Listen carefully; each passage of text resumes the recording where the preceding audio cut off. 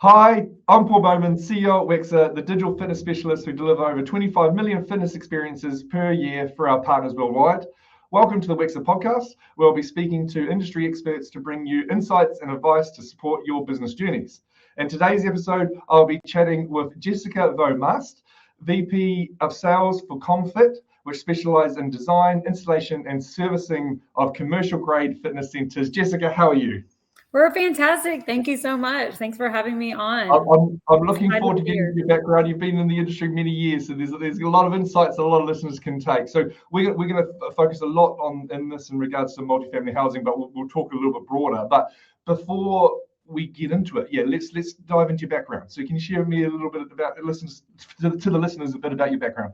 Okay, awesome. Yeah, I've been in fitness all my life. I started as a personal trainer and college athlete, and did personal training all through college. And then I was honestly, after college, still doing personal training. And one of my friends was like, "Man, you should sell fitness equipment." And I was like, "What's all that? What's that about?" It's like, I didn't know that was a thing. And so I'm sorry. The dark side. Absolutely. I was like, oh, I didn't know that was a thing, And so she introduced me to a couple of people, and then that's how it really got started. I've been in multifamily industry for 22 years, selling fitness equipment for actually 16. Yes. So. Wow. And of course, from our point of view as a digital fitness specialist, we've seen the uptake quite significantly in the multifamily housing realm. I guess what are the main drivers of the evolution of why multifamily housing are focusing so heavily on I guess a lot of them are calling them wellness centers now, aren't they? They really are. What's the reasons? I can remember when I first started, obviously 16 years ago. It was like a fitness center. It was like, you could check the box on an amenity that you had, dumbbells, a treadmill, and like the like the big stack multi-gyms, So that was considered an amenity fitness center, which was fantastic at the time. But through time, everyone started getting more involved in fitness. And then, developers and management companies were really listening to their residents. And they're like, wow, they really want, to become more fit. And then honestly, they wanted to keep their residents at their community. So how could we keep residents on their community and plus renew? So that, obviously it's in their favor to keep as many residents to renew, and they never leave. Right. Yeah. So they did, fitness centers and community centers and wellness, they call them wellness spaces. A lot of them are developing, more and more space. But it's not just exactly like a room. It could be really, how could we make our community more wellness friendly? Because wellness is not just a treadmill, dumbbells, and weights. It's there's so much emotional and mental, So they're trying to make communities more inviting. And then obviously, how can we promote? They really want to promote complete wellness. Which is great, because there's conversations that we've had where they've said, look, it's a huge benefit to not essentially have a gym membership by coming in and being a part of our community. And so is that a driver that you're seeing as well, or not really? It's kind of just, hey, we need to have the space because it adds so much value to that, I guess, the experience. Yeah, it definitely adds value to the experience. They residents are looking to, everything costs more, right? And so what can we get rid of our gym membership? But if we do get rid of the gym membership, we want to have the best fitness center at our property. So I think the, developers and management companies and owners are hearing that. And again, they're like, let's expand and let's try to target. And again, it really depends, there's a lot of things that we look at when we're helping the developers design their fitness centers. We're asking what's their unit count, obviously what's the size of the fitness center. Sometimes we can actually help a developer, I think your space is too small. You really need to increase it a little bit. I was going to say that because that's what I've seen. It used to be like I don't know, let's kind of bottom of the basement type little area that you had a few little machines on, and now they're full blown fitness centers, right? Absolutely. Yeah. So how much is that? Like a community center, or rec center. It depends. So you're designing everything, and you actually, even from inception when they're starting to build, they're actually consulting with yourselves to see what works and what doesn't. Is that Yeah, right? we love to consult early. There's jobs I'm working on that's like 25, 26, 27. Wow. We work, it used to be we worked with a developer and it took 12 to 18 months for everything. Well, Okay. after COVID, it's definitely you're talking 2 to 3 years, sometimes even longer. But yeah, we definitely meet with them early. We help them, walk them through. It depends if it's market rate, if it's affordable, if it's student Okay. housing, active aging. So there's all different kinds of equipment that specializes for that, those different markets. It's an exciting space, and like in terms of growth, are you saying that literally every single multifamily housing unit is now putting in something of these likes? Because I don't think I've seen a facility that hasn't in recent years. There's very few. I mean, there's like the single family too. They might have a small community, but you're looking at like, instead of a 4,000 square foot fitness center, you're looking at like, a 800 square foot fitness center. Some of them, some of your affordables don't have fitness centers. And then but majority of, I would say, your A plus, for sure, market rate, student housing, everyone's got fitness centers. It's the number one, number two amenity for sure. I see, anytime that there's more accessible, well-designed experiences for fitness, it grows the overall pie, right? But do you see this as a threat for fitness operators, or do you see this as a growing of the pie type exercise, essentially more accessible to high quality equipment and solutions? Like, are you saying like for the big gyms and things? Yeah. Like, should people listening now be threatened by what's happening in multifamily housing? Should they be trying to work with them? What's your thoughts? Yeah, I think there's a place for gyms, like, because everywhere there's those pop-up studios. There are people that can have both, right? That they love, they want to go to a studio, they want the face-to-face interaction, they want someone to work, they want to go to the gym, they don't want to have to think about, is there a piece of equipment available or at a time. So there's that. So I don't think it's going to take away. I think it's just a bonus if someone can have both. It grows both. And like, have you seen facilities? Because from our view, they're using Wexer's ability to offer essentially group exercise, but without having the human. But what we've seen that they've started to actually put like what they would call motivators to actually offer some live group exercise classes. This is becoming a norm, or again, this is very new to us. So are they actually bringing in more people to deliver sessions? Yeah. So, I'm definitely seeing, you definitely are seeing the traditional, your cardio zone, your strength zones. Now you're seeing HIIT zones, some pre and post zones for warm up and post workout kind of things. Developers and management companies are trying to find space or add space. Some of them are opened, and some of them are private, and some of them are just small rooms, and it's content based. Definitely, again, everybody wants your total complete wellness. And so a lot of developers, I worked with one, and there were 3 rooms and 3 individual rooms outside of the large fitness center. And one room was set up for like on demand, classes. And then one was the content-based rower. Then one was the content-based bike. So whatever you want to do. So you had best of both worlds. If you wanted to go in and do a yoga class, if you want to do a spin class or a row class, or if you just, wanted to just do weights and treadmill and all that, you had that opportunity. So technology is definitely... How amazing is it that they're actually like carving the spaces up rather than they're kind of all you can eat? Because one example that we have, and I want to probe you as well, is that they've done like yin and yang. So you walk in, there's the yin in terms of full on, and the yang in terms of more meditation, more yoga, Pilates. I think that's just a really nice concept.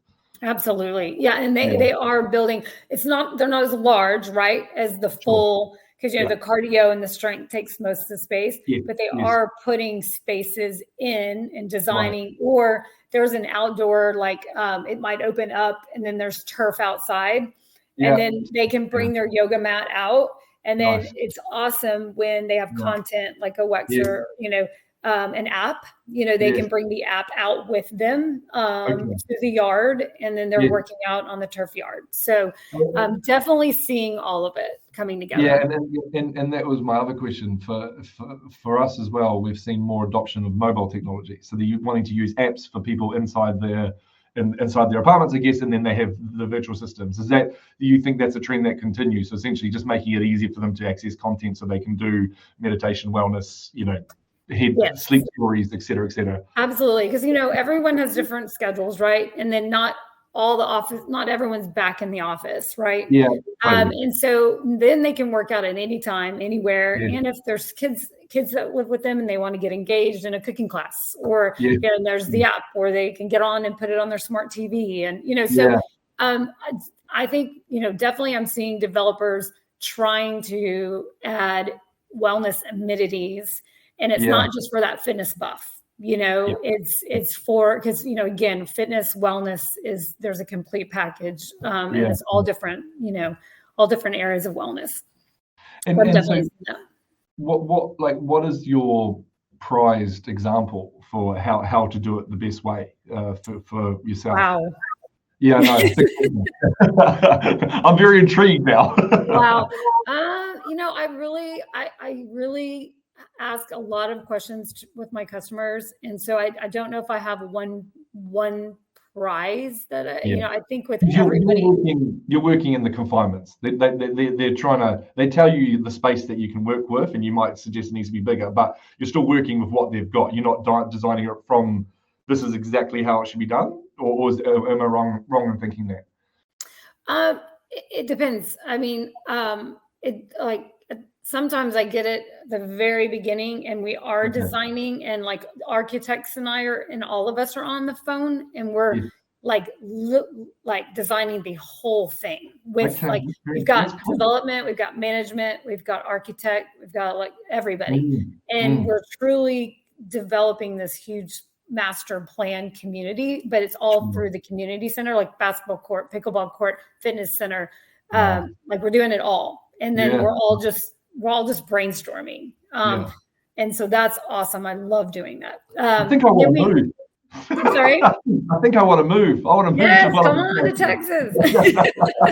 And then there's some that, already give me the plans, and then I have to work within, but I still, like I said, ask those questions, like who are we designing it for? Is it market rate development? So I really listen to the customer, really try to design the best for what I know, because you want to make sure the equipment's getting used. Yep, that's the biggest thing, and you are putting the right equipment in, depending on who you're building it for. Yeah. And how do you go through that process? Is that just from experience, or do you have? Definitely experience, but also to I go to conferences and shows, and national shows all over the country. And I do sometimes I just talk to my developers and I'm like, hey, what are you seeing? But I also, partner with our manufacturers. I ask them hey, we're seeing less, bikes, or we're seeing less this, like, what are you seeing? Or they actually come to us. Hey, I see you've increased your treadmill, your treadmills or your Stairmasters, but what's going on with your ellipticals? So sometimes we just, have those conversations too, but, just partnering with your manufacturers and then going to the large shows with manufacturers, and then also staying in the industry of multifamily. And again, I listen to affordable market rate, student housing, that's where I get most of my knowledge. And so we just posted our results for what essentially what content's getting used, which I think is quite a good barometer of how much the changing patterns are. And of course, what we've seen is the biggest growth is in wellness as a percentage increase year on year, but the overall clear winner has been strength. So everything in strength and wellness is being the one that's and we're kind of seeing them actually weirdly interlink. So we're seeing kind of like movement or flow kind of healthy hips or something, then go into a strength workout, then followed by like a decent meditation. Like is that Is that still what you're seeing from a user point of view in these facilities? We are. I mean, again, strength equipment like your free weights. Yes. We used to see 5 to 50 pounds. Now everybody wants 5 to 75 pounds. So, and then, you've got to have that Smith machine. We're also seeing those cages. So the squat racks. So sometimes they're doing both. Regular Smith machine, and then back to back, you've got your cage with the platform. Right. So we are seeing a lot more free weight strength. Okay. And then overall, how do you see technology impacting your designs, I guess? I mean, I think it's constant. They're constantly going to change and constantly improve, because even on the cardio consoles, that's changing all the time too. Like we're going to go to Ursa next week, and yes, are you going to be there? See you there. Yes. Awesome. We will be there, and we're going to get to see new consoles and new technology. So, so I'm excited to see that. We do have customers asking us all the time, what's new? Is technology in or out? It's in, we're seeing more streaming, and mirroring capabilities than, your TV, your coax, that's out, so everything's definitely going into streaming. Yeah. And is it more, because we've always struggled to understand, is it more of a one-to-one use case, or is it more of a one-to-many? So like I would say, naturally what we do with a lot of group exercise studios around the world is it's a one-to-many. So it's, scheduled, it's, on a regular basis. Whereas, the app is, of course, a one-to-one. Like, is it pushing towards a more of a one-to-one solution, like in terms of, tracking your weights you lifted, getting workout generations, and then also being able to have access to content? Or is it, hey, we want everyone working out together? I'm assuming it's the one-to-one. On multifamily, it's definitely one-to-one. I think where we can maybe bridge the gap is the education process, because what happens is they have this amazing content-based, room, right? Yes. And they, so it's that education for the on-site team. How can we better? Because, there are properties that have, content-based classes, but and they'll schedule certain ones, like say it's a yoga on Monday, Wednesday, Friday. But if the on-site team's really not promoting it throughout the community and making it a community, then that's where we see, I think, everything sort of fall down, and that's why it's truly right now more of a one-on-one, and who's your favorite instructor, and what I mean, what's your favorite exercise kind of thing. Yeah, but it's, again, you can create far more personalization in that manner, so it does make sense. And then I guess what's the do you have situations where you build facilities and then it just doesn't get used enough? I guess that's not the reality, right? Because the demand wouldn't be as high as it's becoming. Yeah, I mean, there are certain things like you want to have, and we're seeing, like say it's a recumbent bike. Recumbent bike is more of an older generation, but there might be that 30-year-old that, just doesn't like to run, doesn't like to do the elliptical, doesn't want to do the Stairmaster, but, has hurt hip or whatever, and they do need that. So there are pieces that get less, attention, what I mean? But we really do try to, we maintain the equipment too, obviously. And so, and we stay connected with our developers and our management teams. So we try to figure out, what's getting used, what's not. And then did we miss it? Did we miss something? And then will we fix it later? You know what I mean? Yeah, that makes sense. And then in terms of refurbishments, like, are they refurbing on a regular basis, or is it kind of they put it in there and see how long it lasts? Yeah, pretty much. I would say, it depends. Like some of the, developers, they're just developing it and they sell it before, and it moves on, right? And then whoever buys it from them, I mean, obviously warranty is typically a 5-year part, 1 or 2 year labor. So it does last, but I would say every 6 years, 5 to 6 years, we'll be refreshing or replacing. Yep. Yeah. That's really good insights. I feel like I've learned a lot. So how do people connect with you, Jessica? Oh, awesome. Well, definitely LinkedIn. They can find me. I'm with Comm-Fit in Dallas, in Austin, in Sorry, I'm with Comm-Fit in Addison, Texas. I've only been here 16 years. That's okay. We'll let you. I'll ask you a lot of questions. My email address is jvo@comm-fit.com. And then if you'd like to call me on my cell, that's the best way. It's 469-235-4461. There you go, Jessica. Thank you so much. And of course, you'll be attending URSA, so we'll Yes. catch up at URSA. But I recommend anyone that's listening, hoping this gets out before URSA now, gets in touch with you as well to understand a little bit about multifamily housing and just generally fitness and everything that you've done in your career. So thank you very much for jumping on the Wexer podcast. Learned a lot. Thank you. Thank you, Paul. Cheers, Jessica.